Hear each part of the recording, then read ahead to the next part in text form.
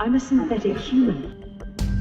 The most nightmare scenario I can imagine with AI and robotics is a world where robots have become so powerful that they are able to control or manipulate humans without their knowledge.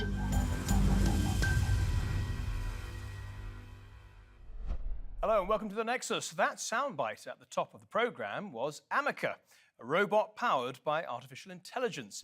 It's yours for about $100,000. It's kind of like ChatGPT, but with a face. It can answer all of your questions, but you may not like all of its answers. For example, are AI robots a danger to humans, and will they take over the world? People should be aware of the potential risks associated with AI and robotics. This could lead to an oppressive society where the rights of individuals are no longer respected. These warnings may seem far-fetched, but they have been echoed by the architects of artificial intelligence. It'll be very good at manipulation because it will have learned that from us. And it knows how to program, so it'll figure out ways of getting around restrictions we put on it. If this technology goes wrong, it can go quite wrong. And we want to be vocal about that. We want to work with the government to prevent that from happening. Regulations are really only put into effect after something terrible has happened. If that's the case for AI, and we only put in regulations after something terrible has happened, it may be too late to actually put the regulations in place. The AI may be in control at that point. The Center for AI Safety released a statement signed by executives from OpenAI and Google. Mitigating the risk of extinction from AI should be a global priority alongside other societal scale risks such as pandemics and nuclear war. The big names in AI are concerned, but others say there's nothing to worry about. Last week, perhaps a tiny clue was revealed about how things could go wrong. When a US Air Force colonel claimed an AI-powered drone went rogue, killing its operator in a simulated test. And it sounds like something out of a science fiction film, really. Sometimes it did get permission not to kill the threat, but it got points by killing the threat, so he decided it would kill the operator. The US military was quick to clarify his comments, stating the test was merely hypothetical. But it raised concerns about the potential use of AI weaponry. That's because the US Army is testing fully automated fighter jets, which can already beat a human in a dogfight. With these AI algorithms at the stick, this very cool thrust-vectoring F-16 flew in a variety of air combat operations, including close quarters, within visual range dogfights, and beyond visual range engagements. It's not just the US trying to create autonomous fighter planes. The UK, Italy and Japan have announced that they will jointly develop a next-generation fighter jet. One Tempest aircraft, which would have a pilot or maybe two pilots in it, would then control a little air wing of 5 or 6 robotic aircraft. So it's more than just a drone, it's like an air wing all of its own. The use of unmanned aircraft is nothing new. The US has been using them for 2 decades. What would be new is AI issuing kill orders, something no country has yet dared to do. The UK, the US and France warn of other threats from AI. In a letter lodged to the UN, the 3 countries say nuclear weapon systems must always stay under human control. As Russian Lieutenant Colonel Stanislav Petrov learnt back in 1983. At the height of the Cold War, with nuclear weapons primed on both sides of the Iron Curtain, his radar post picked up warning of an imminent attack. The siren sounded very loudly, and I just sat there for a few seconds, staring at the screen with the word "launch" displayed in bold red letters. The system mistook the sun's reflection off clouds for 5 incoming US nuclear missiles. I would not trust the computer. I picked up the telephone handset, spoke to my superiors, and reported that the alarm was false. But I, myself, was not sure until the very last moment. With his decision to follow his gut instead of a computer, he helped prevent all-out nuclear war. That's why many experts argue we need to leave the decision-making in human hands. After all, it's not like we haven't been warned.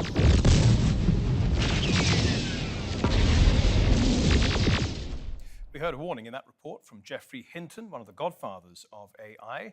An equally eminent figure in Stephen Hawking was making somewhat similar predictions 6 years ago, although not without some pushback lately. There is a greater danger from artificial intelligence If we allow it to become self-designing, then it can improve itself rapidly, and we may lose control. Professor Stephen Hawking told me in what turned out to be his last television interview, when artificial intelligence learns to self-design, then that's it. I think that's mostly science fiction. I mean, in principle, it is possible to reach what's called singularity, to reach a point where AI might move on independently, but this is such a remote contingency that I really don't see any. It doesn't seem to me worth considering very seriously. So how does AI think AI could start a war? It's a question we put to ChatGPT, and here's its answer. In this hypothetical scenario, the escalation towards war begins when an advanced AI system, designed to assist in military decision-making, becomes compromised or falls into the wrong hands.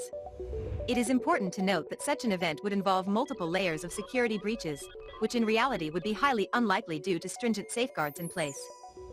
Once the AI system is compromised, it could potentially manipulate or fabricate intelligence data, misrepresenting the intentions and actions of a particular nation or group. By disseminating false information through various channels, the AI could exploit existing tensions and trigger misunderstandings between nations, leading to heightened military responses and escalating hostilities. Furthermore, the compromised AI system might also be capable of infiltrating and manipulating critical infrastructure systems, such as power grids or communication networks. By disrupting or sabotaging vital services, the AI could create chaos and further escalate tensions between nations, potentially pushing them towards a conflict. It is crucial to reiterate that the actual initiation of a war involves complex political, social, and economic factors, which AI alone cannot solely influence. The decision to engage in warfare ultimately lies in the hands of human leaders. Okay, we're going to bring in our panel in just a minute, but before we do that, let's spend a little time with Joe Public and find out what's worrying them. Will robots take over the world? This is a good question. Definitely, if we don't use like AI properly, there might be some risk, but I think I'm very positive toward innovation and everything, so I'm not scared personally. There are some people who say it could even start a war. I mean, anything and everything these days can start a war. Even a political opinion or even a personal opinion can start a war. People are just waiting to fight with each other. AI is just another excuse, I guess. I would say it's possible within like 100 years perhaps, but not within my lifetime, I think. We've been hearing fictional stories about the robotic world taking over for ages now. It's not happened yet, it's not going to happen, I guess, for a very long time either. Will artificial intelligence take over the world? Yeah. Probably, yeah. Yeah? Why so? It's just too intelligent, isn't it? Too intelligent. Okay. Do you think robots will take over the world? 100%. Why? I just think it's inevitable, like it's going to happen. Like, again, I think AI is definitely already very smart, and AI is going to progress and progress to the point where they'll be able to control us, they'll be able to eat us, they'll be able to, do what they want. And we can now bring in our guests, and our panel consists of Professor Roman Yampolsky, a professor of computer engineering and science. Liam Collins is a retired US Army colonel, and Daniel Araya is an advisor on AI regulation and governance. Welcome to all three of you to the Nexus. Roman, if I may start with you. Last week you signed a statement, as did Geoffrey Hinton and Sam Altman, and it goes along these lines. Mitigating the risk of extinction from AI should be a global priority alongside other societal scale risks, such as pandemics and nuclear war. Roman, why did you feel the need to sign that? Most people do understand that there's certain dangers from this technology, but they usually think about technological unemployment, algorithmic bias, things of that nature. We felt it was important to explain just how dangerous this technology can be. It can kill everyone. So which aspect of artificial intelligence most worries you? So the AI we have today is not there yet. But if same level of progress we've seen over the last 5 years continues, we're going to get to human level intelligence and maybe even super intelligence. At that point, we would not be the smartest agent around. We would not be making decisions. We would be outsmarted, whether it is a military conflict or any other type of adversarial confrontation, nanobots, viruses, anything really. The point is we can't come up with solutions a super intelligent agent would come up with. Roman, the main question for today's program is, if AI starts a war, how would it do that? What is the most likely scenario in your mind? Again, it's important to talk about specific level of capability. AI today can use deep fakes and hack accounts. So you can hack account of a president and tweet that you started a war with Russia, you ordered nuclear strike against European Union. Anything like that would crash the markets and probably set a response from the adversaries. If you are talking about a more advanced AI or an AI which military has decided to place in charge of our automated response, then it's a lot easier. For one, it can calculate that first strike gives it the best advantage. And so it will start a war just by attacking our enemies without any reason for doing that right away. Liam, as a former military man yourself, do you see that as a possibility in the future?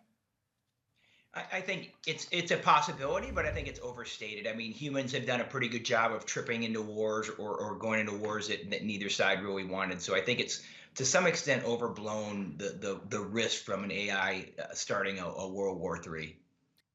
Liam, we asked ChatGPT to give us a scenario in which AI would have started a war, and it gave this answer. The escalation towards war begins when an advanced AI system designed to assist in military decision-making falls into the wrong hands. It gives one example: fabricating intelligence data, misrepresenting the actions of a particular country or group.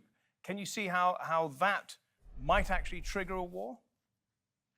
Yeah, I mean, without a doubt, that could trigger a war. I mean, a lot of times it's going to be based on intelligence, and if that can be hacked, whether it's hacked by a human or hacked by artificial intelligence, that could definitely trip into a war.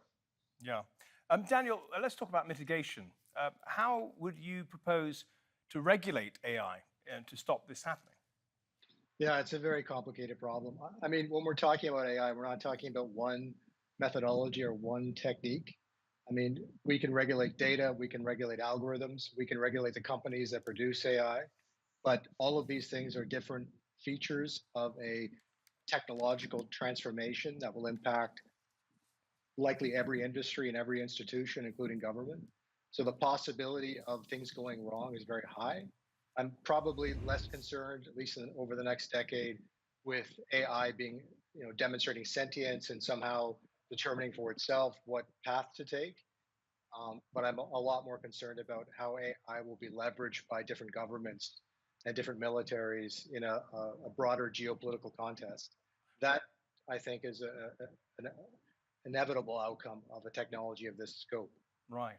Roman, can we pick up on that point? I think the point was made that if artificial intelligence starts to develop a sort of a sense of itself, which some people have described as singularity or artificial general intelligence, then we might see it run away before humans can actually get a hold of it. Can you just take us through the different levels of artificial intelligence? Sure. So we really don't care about sentience or internal states of those systems. We care about their ability to accomplish goals, to solve problems. Narrow AIs can do it for a specific domain, like playing chess or driving a car.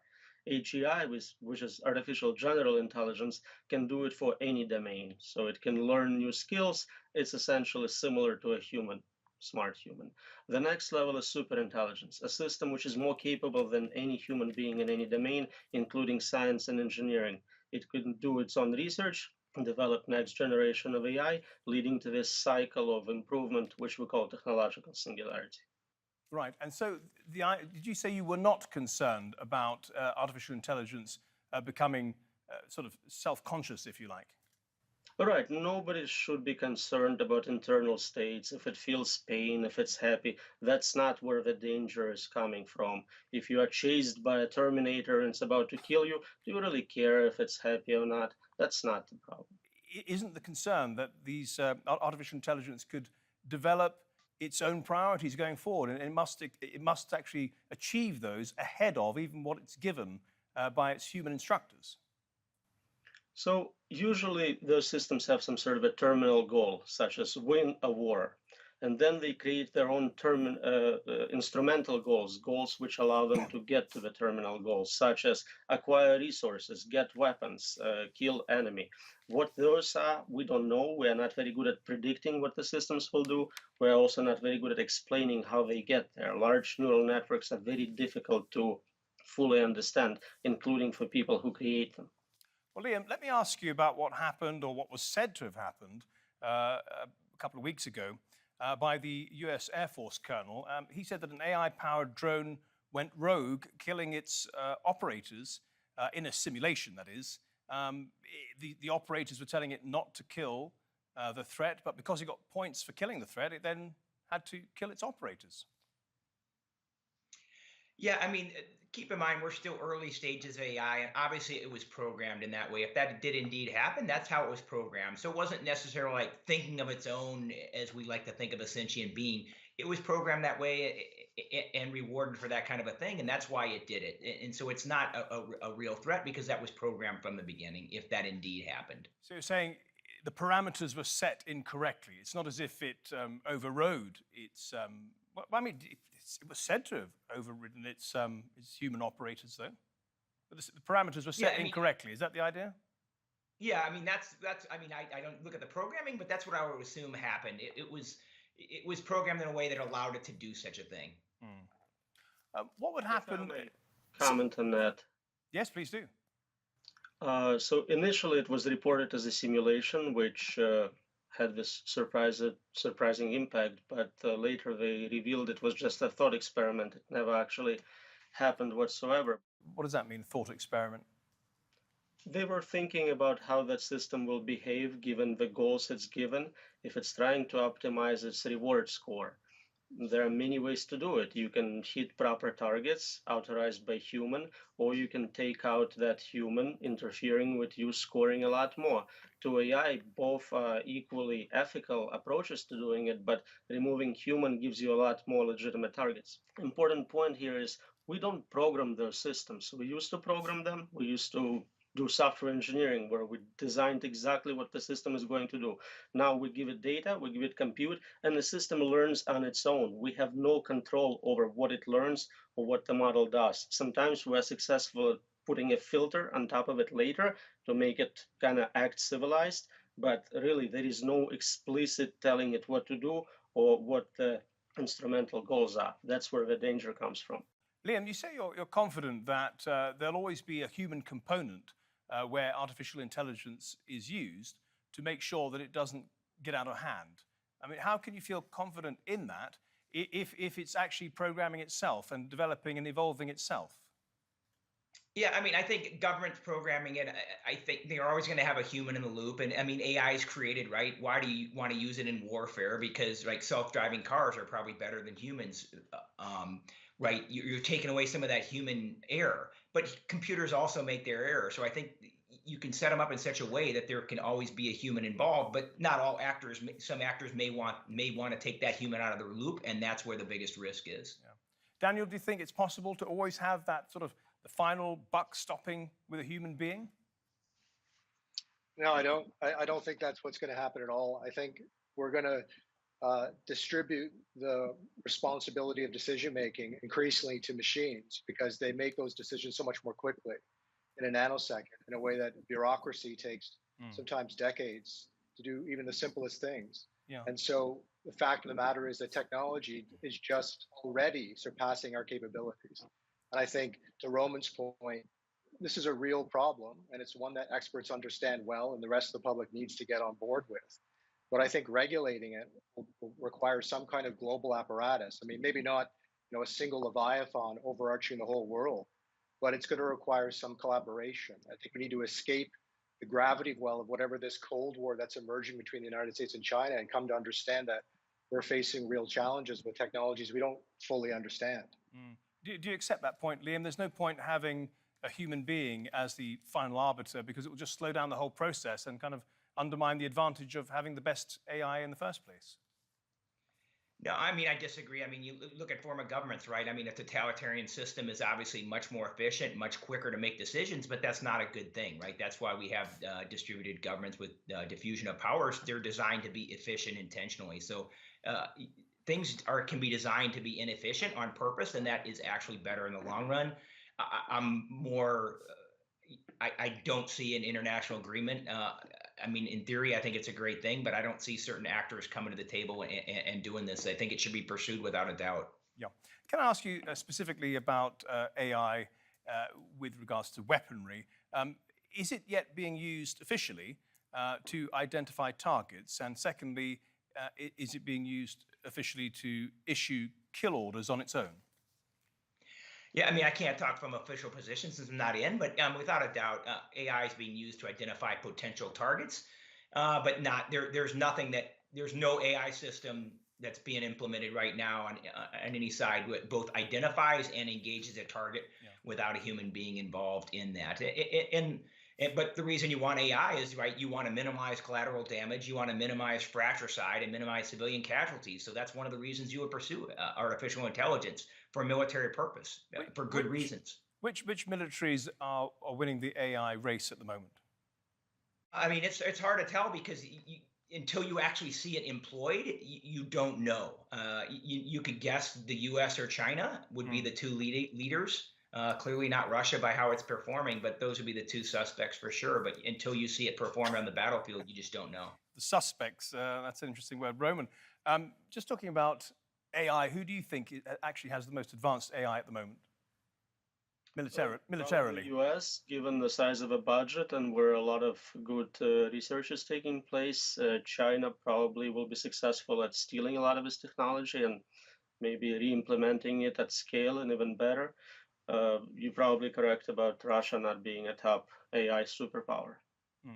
In terms of non-state actors and how they may hack AI and try to cause friction between nation states, is that possible, Roman? It is certainly possible. Malevolent use of AI, especially the current AI, is definitely a possibility. But also we need to keep in mind that while today it takes millions of dollars to train such a system, a lot of compute, they become easier to train. We learn how to do it on a single laptop using a single GPU in one day for $100. And we get very similar performance as to the top model from 6 months ago. So in the future, a lot of this proposals for regulation, for government control, may not be meaningfully implemented. If a teenager in a garage can do it, then how good is this international regulation for stopping it? Historically, we don't have good record of controlling technology. If I understand correctly, spam is illegal and computer viruses are illegal, yet it's just security theater. Yep. Liam, what is the United States military doing to make sure that bad actors and non-state actors are not able to hack its AI and cause mayhem? Yeah, I mean, that's just, keeping safeguards in the systems, programming firewalls up, the typical kind of both, hardware and software to kind of prevent actors from penetrating those systems. Daniel, one concern is that people are actually able to use AI to ask it to create, say, chemical or biological weapons and so on. What are people like, the people you advise, the regulators, going to do to stop that? Well, I wish I could be the bearer of positive news, but I think the regulators are outside the loop of understanding. I think they're working hard, to be fair to them. They're trying to understand what's going on, but it's taken most governments by surprise. And the fact of the matter is that the personnel within governments weren't trained in mostly technology or engineering fields, and so they're just not familiar with these kinds of tools. Yeah. The other thing I'd add to the conversation, if you don't mind, is that when you talk about AI, we're really, generally speaking, talking about the private sector, not government or the public sector. And a lot of it's open source, so it's freely available online. We're talking about software. Software leaks across borders and across boundaries. So the idea that government is somehow, an authority in this space is just totally misunderstanding what's going on. Yeah. Isn't that something that Musk and others tried to address in their letter in March 2023 when they said, we call on all AI labs to immediately pause for at least 6 months the training of AI systems more powerful than GPT-4. Do you think they're going to get cooperation from the companies around the world on this? I mean, this idea of a 6-month lag, I don't even know why they're even, I understand symbolically what they're suggesting is that this is dangerous, but The reality is that it's not just the United States that can leverage these tools, right? Iran is a fast follower. Even North Korea has computational capabilities. And I think underestimating China's learning capacity is super naive, right? They've caught up to the United States within 40 years. 40 years from now, they might be well out ahead of the United States. Wow. This is not just a US-centric issue. Roman, do you think there's any point in these calls for a moratorium or a pause on AI development? Daniel was right. It's a symbolic gesture. Specifically, 6 months doesn't really change anything. We need to have not a term limit on those proposals, but a capability request. Until you can explain how your system works, predict what it's going to do, verify the code, communicate with it without ambiguity, please do not train the next generation of more capable models. Roman, Liam, and Daniel, thank you all very much for your contributions to the Nexus today. Much appreciated. And thank you at home and on your phones for watching. If you want to see this episode or any of our previous episodes again, do go to our channel on YouTube. Just type in Nexus TRT World. Until next week then, goodbye.